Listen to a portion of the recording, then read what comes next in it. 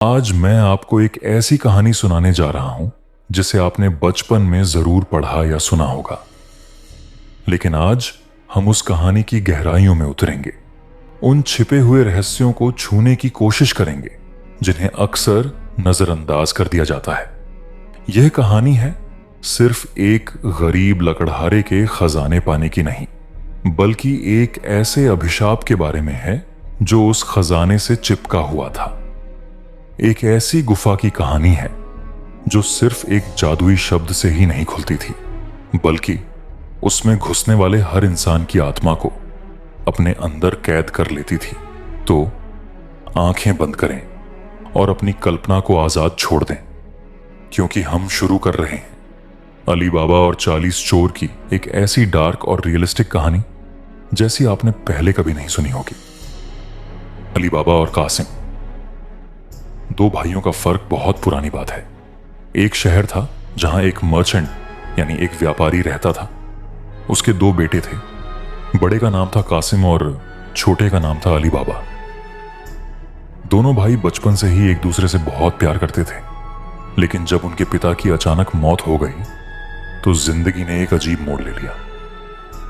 पिता की सारी दौलत, सारा व्यापार, सब कुछ कासिम के नाम हो गया। कानूनन बड़े बेटे का हक था।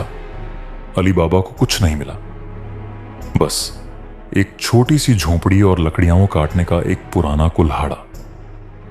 कासिम ने एक अमीर घराने की लड़की से शादी कर ली। उसका महल जैसा घर था, नौकर चाकर थे और दिन रात ऐशो आराम। दूसरी तरफ अली बाबा ने एक साधारण सी लड़की से शादी की और एक साधारण सी जिंदगी जीने लगा। वो रोज जंगल में जाता, लकड़ियां काटता और उन्हें बाजार में बेचकर जो थोड़े बहुत पैसे मिलते उसी से गुजारा चलाता।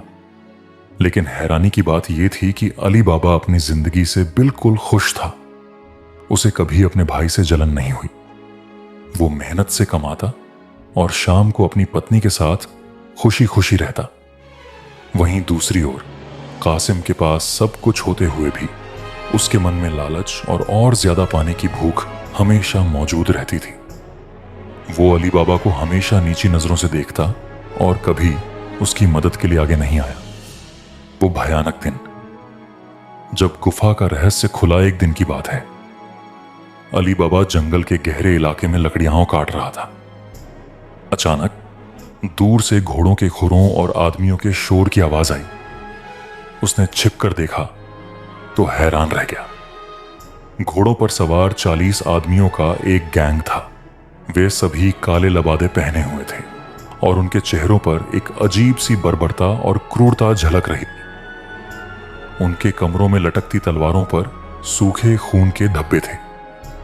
ये कोई साधारण यात्री नहीं, बल्कि कुख्यात चोर थे। अली बाबा डर गया। वो एक मोटे पेड़ के पीछे छिप गया और सांस रोककर देखने लगा। चोरों का सरदार, जो सबसे लंबा और डरावने चेहरे वाला था, गुफा के सामने वाले एक विशाल पत्थर के पास गया। उसने आसपास देखा और फिर जोर से बोला, ओपन सेसम। यह शब्द सुनते ही एक अद्भुत चमत्कार हुआ। वो विशाल पत्थर, जो दिखने में एक ठोस चट्टान जैसा लग रहा था, धीरे धीरे खिसकना शुरू हो गया और एक गुफा का दरवाजा बन गया। अली बाबा की आंखें फटी की फटी रह गईं। यह कोई जादू था या कोई शैतानी करिश्मा? उसने कभी ऐसा कुछ नहीं देखा था। चोर गुफा के अंदर घुस गए। कुछ देर बाद वे बाहर आए। अब उनके हाथों में लूट का माल था। सोने चांदी के सिक्कों से भरे थैले, चमकते हीरे जवाहरात और कीमती कपड़े। सरदार ने फिर से आवाज दी, क्लोज सेसम, और गुफा का दरवाजा वापस से बंद हो गया। वो पत्थर वैसे का वैसा ही दिखने लगा जैसे कुछ हुआ ही नहीं। चोर घोड़ों पर सवार होकर वहां से चले गए। अली बाबा काफी देर तक वहीं जड़ होकर खड़ा रहा। उसका दिल जोर जोर से धड़क रहा था। उसने सोचा, अगर ये चोरों का अड्डा है तो अंदर ऐसा क्या है जिसकी रखवाली के लिए उन्होंने इतना जबरदस्त जादू किया हुआ है।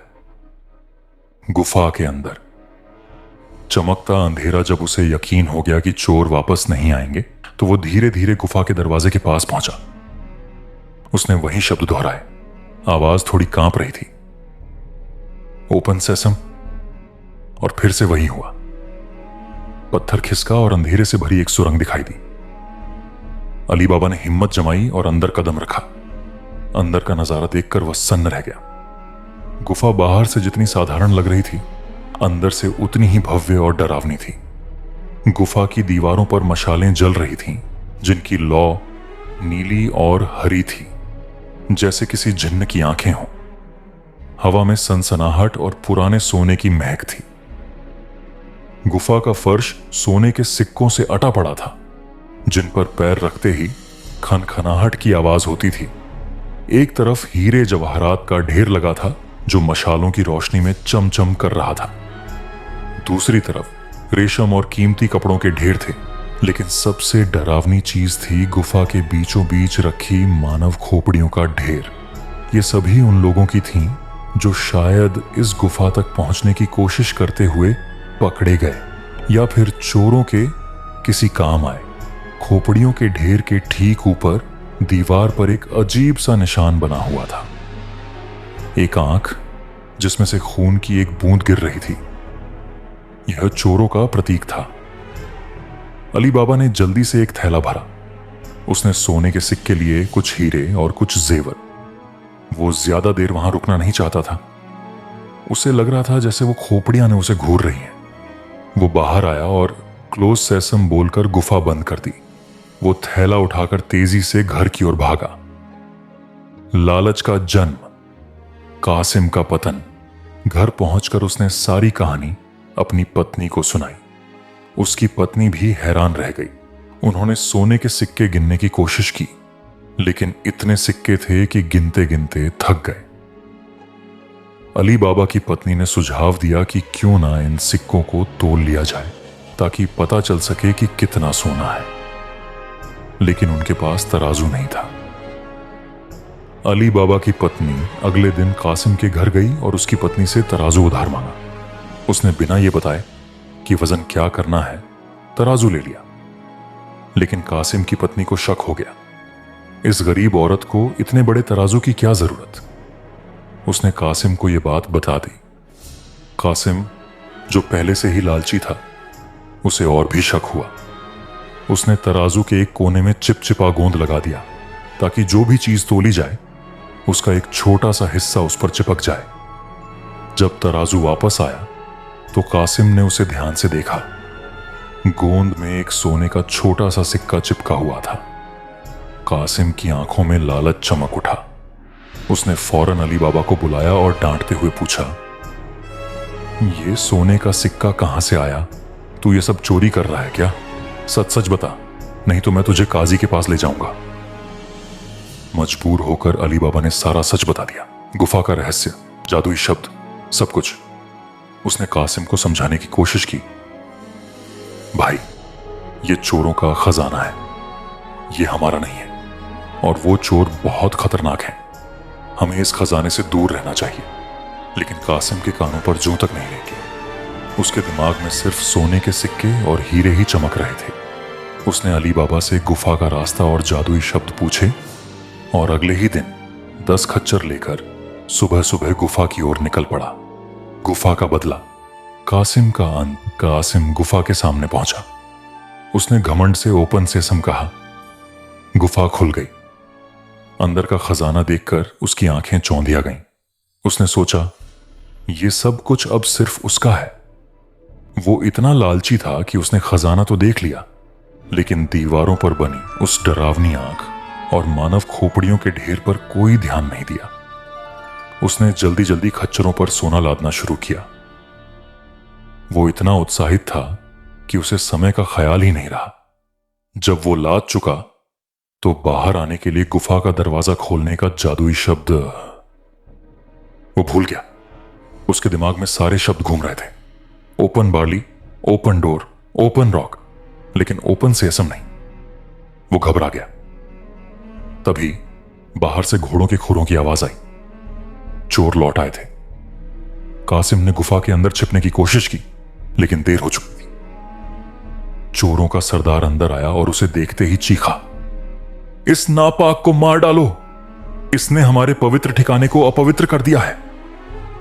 40 चोरों ने कासिम को घेर लिया। उसकी चीखें और माफी की गुहार गुफा की दीवारों में ही दबकर रह गई। चोरों ने उसे बेरहमी से मार डाला। सजा के तौर पर उन्होंने उसके शव के 4 टुकड़े किए और गुफा के दरवाजे के दोनों ओर लटका दिया, ताकि यह देखकर कोई और इस गुफा के पास आने की हिम्मत न करे। शाम हो गई। अली बाबा को चिंता होने लगी। कासिम लौटा नहीं था। उसे अंदेशा हो गया कि कुछ बुरा हुआ है। वो गुफा की ओर दौड़ा। वहां पहुंचकर उसने जो देखा उससे उसका खून सूख गया। उसके भाई के टुकड़े टुकड़े दरवाजे पर लटके हुए थे। दुख और डर के बावजूद अली बाबा ने हिम्मत नहीं हारी। उसने कासिम के शव के टुकड़ों को इकट्ठा किया, एक कपड़े में लपेटा और घर ले आया। अब सबसे बड़ी मुश्किल थी कि कासिम की मौत की वजह को छुपाना। अगर लोगों को पता चला कि उसकी हत्या चोरों ने की है तो सवाल उठेंगे और पूरा रहस्य खुल जाएगा। मोर्जिना। वफादार दासी और उसकी चालाकी। कासिम के घर में एक बुद्धिमान और वफादार दासी थी जिसका नाम था मोर्जिना। अली बाबा ने उसे सारी बात बताई। मोर्जिना ने स्थिति को संभाला। उसने अली बाबा से कहा, मालिक आप चिंता न करें, मैं इसकी व्यवस्था करती हूं। उसने शहर के सबसे बूढ़े और अंधे दर्जी बाबा मुस्तफा को ढूंढा। उसने उसकी आंखों पर पट्टी बांधी और उसे अंधेरे में ही कासिम के घर तक ले आई। उसने बाबा मुस्तफा से कहा कि एक मरीज का जख्म सिलना है। अंधेरे कमरे में बाबा मुस्तफा ने बिना कुछ देखे कासिम के शव के टुकड़ों को सिल दिया और उसे एक पूर्ण शरीर का रूप दे दिया। अगले दिन कासिम की मौत की खबर फैल गई। लोगों को बताया गया कि उसकी अचानक बीमारी से मौत हो गई है। इस तरह मोर्जिना की चतुराई से कासिम की हत्या का रहस्य छुप गया, लेकिन चोर अब भी खतरा बने हुए थे। जब वे अगली बार गुफा में आए तो उन्होंने देखा कि कासिम का शव गायब है। उनके सरदार की आंखों में गुस्सा और चिंता थी। उसने गरजते हुए कहा, कोई और है, कोई और जिंदा है जो हमारे रहस्य को जानता है और वो हमें ढूंढ रहा है। हमें उसे खत्म करना होगा, नहीं तो हमारा सारा खजाना, हमारा सब कुछ खतरे में पड़ जाएगा। चोरों ने अब उस रहस्यमय इंसान को ढूंढने की कसम खाई जिसने उनकी पवित्र गुफा का रहस्य जान लिया था। और इसके साथ ही अली बाबा और मोर्जिना के लिए एक नया और भी बड़ा खतरा पैदा हो गया। कहानी जारी है। सुनने वालों, अली बाबा की कहानी में हमने देखा कि कैसे लालच ने कासिम की जिंदगी का अंत कर दिया, लेकिन यह अंत नहीं बल्कि एक नए संकट की शुरुआत थी। 40 चोरों का गिरोह अब सतर्क हो चुका था। उनके सरदार को यह समझते देर नहीं लगी कि कासिम का शव गायब होना कोई साधारण घटना नहीं है।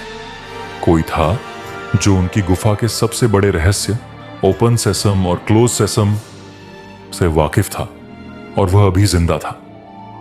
चोरों की खोज। पहली कोशिश और नाकामी चोरों के सरदार ने अपने सबसे चालाक और बहादुर लड़ाके को आदेश दिया, उस शहर में जाओ, उसे ढूंढो, उस आदमी को ढूंढो जिसने कासिम के टुकड़े हटाए, वही हमारा दुश्मन है। चोर साधारण यात्री का भेष बनाकर शहर में आ धमका। उसने पूरे दिन कोशिश की लेकिन उसे कोई सुराग नहीं मिला। तभी उसकी नजर बूढ़े दर्जी बाबा मुस्तफा पर पड़ी जो अपनी दुकान पर बैठा था। एक विचार उसके दिमाग में कौंधा, किसी ने तो उस शव को सिला होगा। उसने बाबा मुस्तफा से पूछताछ की शुरुआत की।